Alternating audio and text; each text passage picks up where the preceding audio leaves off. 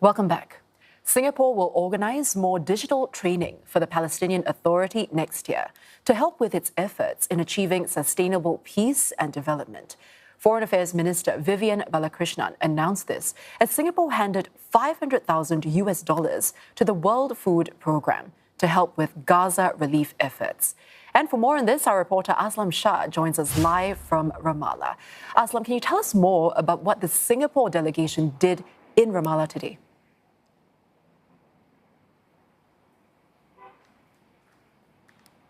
Yes, Angela, it was a very busy day for the Singapore delegation here in Ramallah, which is part of the West Bank within the Palestinian territories, speaking to various Palestinian leaders. And we are just fresh off the check handover ceremony that you were mentioning earlier. And there was a very heartwarming ceremony, in fact, attended by the foreign minister of the Palestinian territories. Now, Dr. Varshin Agabekian, she talked about how the Palestinians are resilient people, and it's the actions of countries like Singapore stepping forward to help that emboldens this resilience. And she also gave some insights about the meetings between Singapore officials and Palestinian officials, where she actually said that Dr. Balakrishnan asked openly to her about what help do you need. And she says that kind of statement during official meetings embodies the relationship that the two sides have and the partnership that the two sides have. So it was a series of meetings that took place earlier before the check handover ceremony. And during that ceremony, Dr. Vivian Balakrishnan also gave an address and talked about how Singapore is really in it for the long term, supporting the rebuilding of Gaza following the first phase of ceasefire. And he also took the opportunity to give the global community a call to adhere to the ceasefire. Let's have a listen.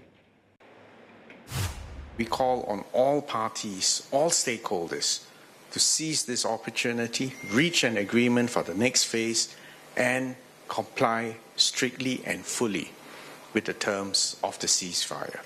The suffering of the civilians in Gaza, especially women and children, has gone on for far too long. The events which have unfolded in Gaza have made a deep impact on many Singaporeans. We're Palestinians and we're very resilient. And whatever pain we're in will only make us stronger. But it will make us stronger if our resilience is emboldened by assistance like yours. Today, the $500,000 will take us a long way.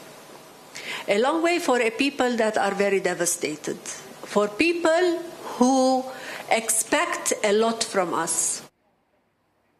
Now, Aslam, how does all of this support offered by Singapore then align with its broader position on the conflict?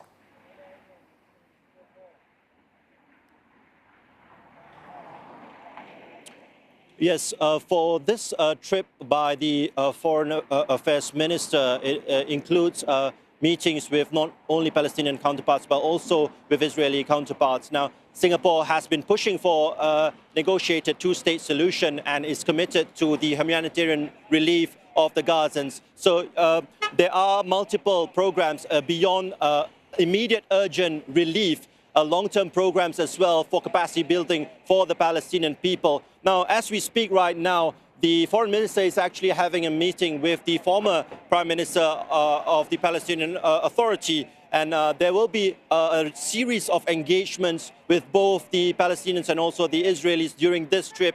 And that is also something that Dr. Vivian has said right before this trip, where Singapore is actually in a unique position where it has deep reservoirs of trust with both sides, which actually allows them to have constructive engagement and also allows them to contribute effectively to the needs on the ground at the moment. Yeah, Aslam, thank you so much for bringing us the latest. That was Aslam Shah reporting live from Ramallah.